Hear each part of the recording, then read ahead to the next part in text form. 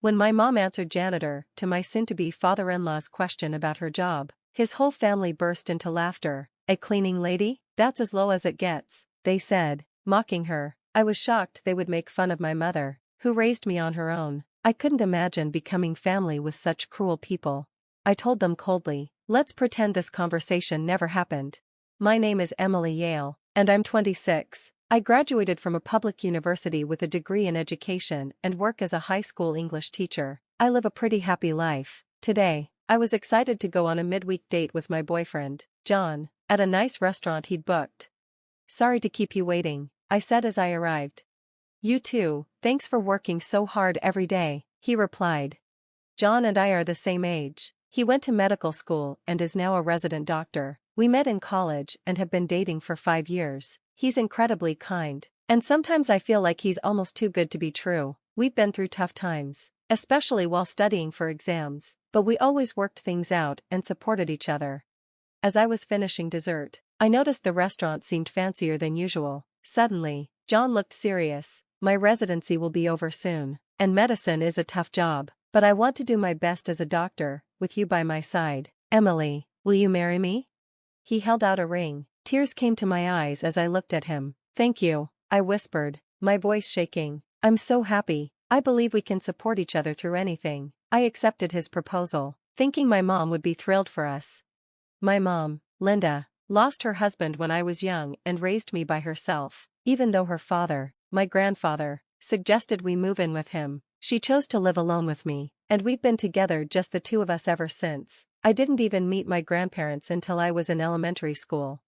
My mom would sometimes say, "I might have made you suffer because I got married young and couldn't rely on family right away," but I never felt that way. My mom was always positive, loving, and supportive. She's the most important person in my life and someone I look up to. When I told her about my engagement to John, she blessed us with all her heart.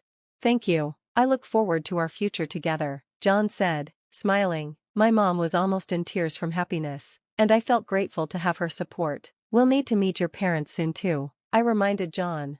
"Of course," he replied. "I went to boarding school from middle school through high school, so I haven't seen my family much, but I think they'll be happy for us."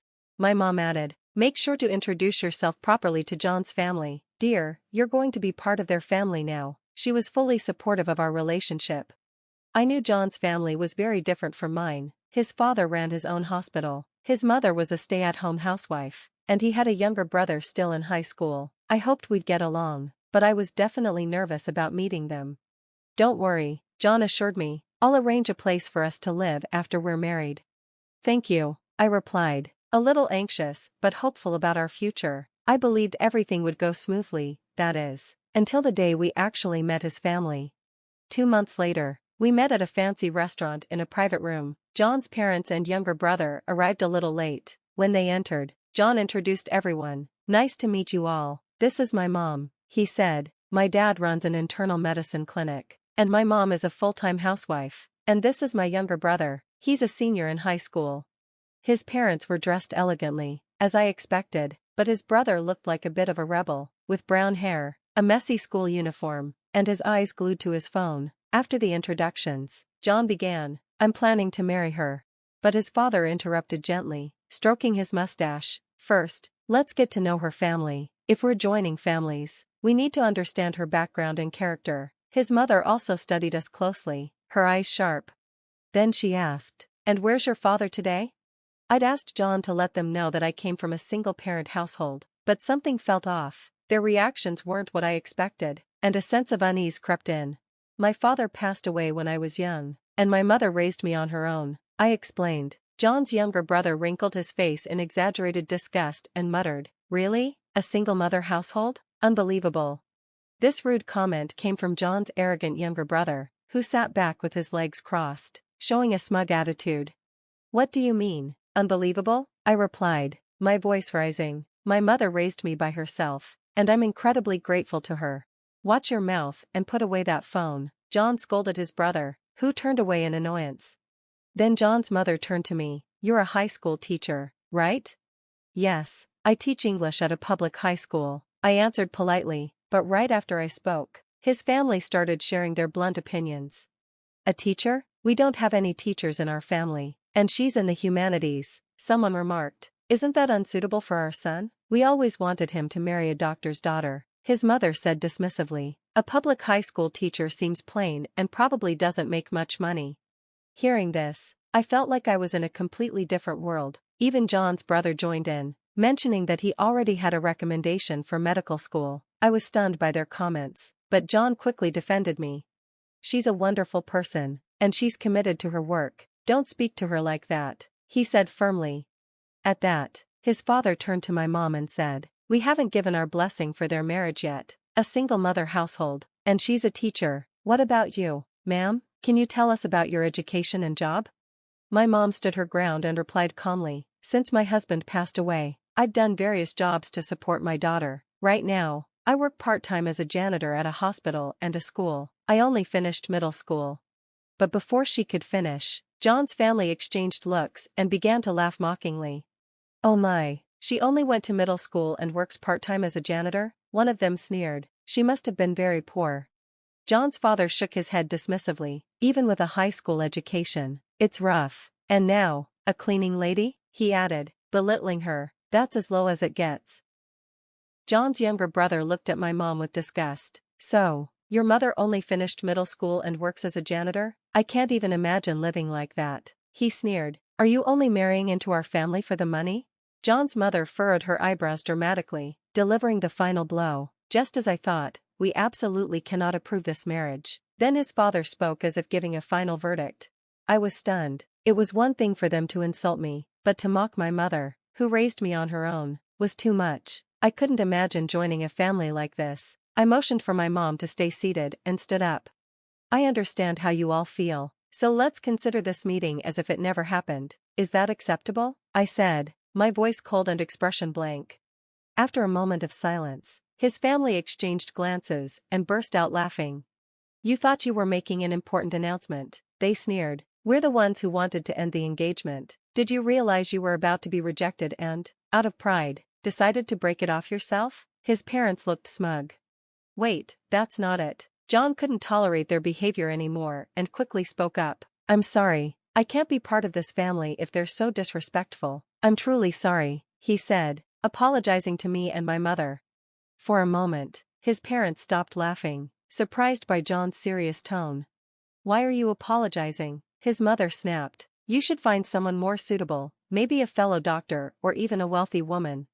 I stopped John from saying anything more and asked his family a question. Would it have been different if I were a wealthy heiress? His mother replied, of course, even if you're not a doctor, being wealthy would be no problem. You could support our hospital financially, right, dear? His father nodded. That might actually be better for us. I realized it was time to reveal the truth. So, you turned down such an opportunity? I said, a hint of challenge in my voice. They looked at me, confused. What do you mean? Are you sure you wouldn't want to miss out on what I could bring to this family? I replied, holding their gaze as their expressions shifted to curiosity and disbelief. John sighed heavily, rubbing his temples in frustration. What's wrong? You've been acting strange, his father asked, clearly not understanding the situation. Did you even listen to their introductions? John replied, exasperated. Doesn't the name Yale mean anything to you? His father looked confused for a moment, then dismissive. Yale? No, why would I remember a name like that? John sighed and clarified. My fiancé's grandfather is the chairman of Yale Academy, the elite institution with schools from kindergarten to university, including a medical school and a hospital. His father's eyes widened in shock. Wait, that Yale? Yes, that Yale, John confirmed, now looking at his parents with a stern expression. I took this opportunity to speak up. You're surprised? You thought I was lying because my mother is a janitor? Well, she is, but not in the way you think. They looked at me, puzzled. My mother works as a janitor in hospitals and schools. Yes, but I'm talking about Yale hospitals and graduate schools. She's undercover, observing the actual conditions in the schools and hospitals. It's part of a task assigned directly by my grandfather to ensure quality and uncover any issues. His parents were stunned. They exchanged worried glances and stammered. Why didn't you tell us something so important earlier? Maybe you would have known if you'd actually listened to what I was saying instead of making assumptions. I said coldly, but it's too late for that. You insulted my mother without knowing the full story. Then I added quietly, by the way, my mother didn't leave school because of a lack of ambition, she had to drop out of middle school due to poor health as a child. My mom has a brother who carries on the family line, so when she was young, my grandfather prioritized her health over education. After middle school, she moved to the countryside to rest and recover. While living there, she met my father, and they fell in love. My grandparents had wanted her to marry into a prestigious family, so she had a huge argument with them and left to start a new life with my dad. They lived independently, without support from her family.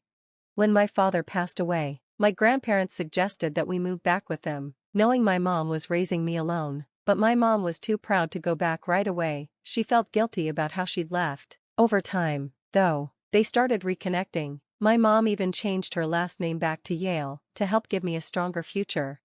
John's younger brother looked shocked and speechless, so I turned to him and asked, I heard you got recommended for medical school, which one? The unexpected question caught him off guard. Vassar College, he stammered.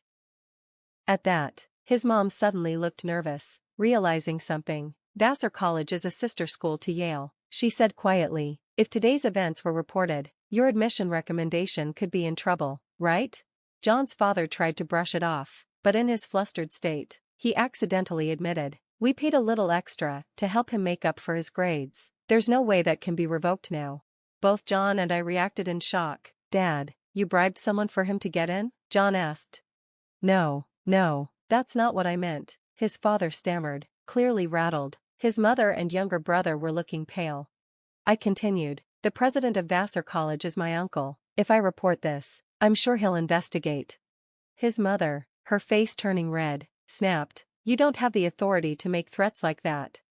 No, I don't, I replied calmly, but I've already been offered a position to eventually work at Yale. I'm currently teaching in a public school to gain experience, as a condition for that role. At that, her tone softened. Oh, let's not dwell on the past. Can't we just let bygones be bygones? Let's not let a misunderstanding ruin a good thing, she said, trying to smooth things over. His father quickly agreed. Yes, John is the future heir to our clinic. He needs our approval to marry. You want to marry John, don't you? Even his brother chimed in. Yeah, just let them get married and promise not to report anything about me. The three of them, his mother, father, and brother, were now practically begging me to overlook their behavior, desperate to keep things quiet for their own gain. John stood up, furious. I don't need your permission to get married. I'm cutting ties with all of you. His family stared at him, shocked. I always thought you were stuck up because you're from a family of doctors, but I never imagined you'd act like this during an important first meeting with my fiancé. I'm ashamed of how you spoke to her and her mom, and bribing someone to get my brother into med school? That's disgraceful. Wait, what are you saying? His mother stammered. I don't consider you my family anymore, John continued firmly. I'm marrying her, and we'll be happy together. Stay out of our lives for good. The parents panicked. So you're saying you're not going to take over the clinic? But if your younger brother doesn't get into medical school, we won't have an heir. John shook his head. I don't care. I have no intention of taking over. After graduating from Yale, I was offered a position as a surgeon, and I plan to work in a hospital, not at your clinic. His family was in chaos. Please think this over, his mother pleaded. We have patients who expect you to take over the clinic. Even his brother chimed in. Come on, bro. I won't have anywhere to work if you don't take over. Ignoring their pleas, John turned to my mom. I'm truly sorry for everything. I want to cut ties with my family and start a life with your daughter. Please allow us to get married. John's voice trembled slightly. My mother placed a gentle hand on his shoulder and replied, you don't have to apologize. I didn't fall for you because you're a doctor. I love you for your kindness and sincerity. She nodded at him and added, I can see that you're a good man, and I want to support your dreams and happiness. Thank you, he replied, bowing respectfully, his gratitude clear. My mother smiled, and together, we left the restaurant. As we departed, she handed John's family the business card of Yale's legal advisor, in case they had any further questions. 1 year later, John and I are happily married. He works as a talented and dedicated surgeon, even with the long hours and little sleep. Watching him pursue his dreams brings me joy. My grandfather, who has grown fond of John, often says how proud he is of him. My grandfather hopes that one day John will join Yale University's hospital. As for John's family, things took a turn. The bribery that got his younger brother a recommendation for medical school was uncovered, and the teacher who accepted the bribe was punished. Since his brother was already a poor student with no grades to back him up, his recommendation was revoked. He tried to get into medical school through regular admissions, but he didn't pass. Now, he's supposed to be studying while taking a gap year, though it's unclear how serious he is about it. Hopefully, this experience will teach him the value of hard work and empathy. Meanwhile, John's parents' clinic has struggled. Patients began leaving after realizing John wouldn't take over, and financial problems quickly grew. His father's arrogance and his mother's difficult attitude led to nurses and other staff quitting. News of the college bribery scandal spread, causing relatives and people in the industry to avoid them. Finally, they had no choice but to close the clinic. As for me, my grandfather has asked me to study educational administration so that, in addition to being a teacher, I can also contribute to managing our family's educational institutions. Guided by my uncle and experienced mentors, I'm learning how to grow as a professional, step by step. Seeing me take on these challenges, my mom is proud, saying it's wonderful to see our family becoming stronger together. Her words mean a lot to me, and I feel deeply grateful. My days are busy, and there's so much to learn, but I'm blessed with a fulfilling life and endless support from my beloved mother and husband.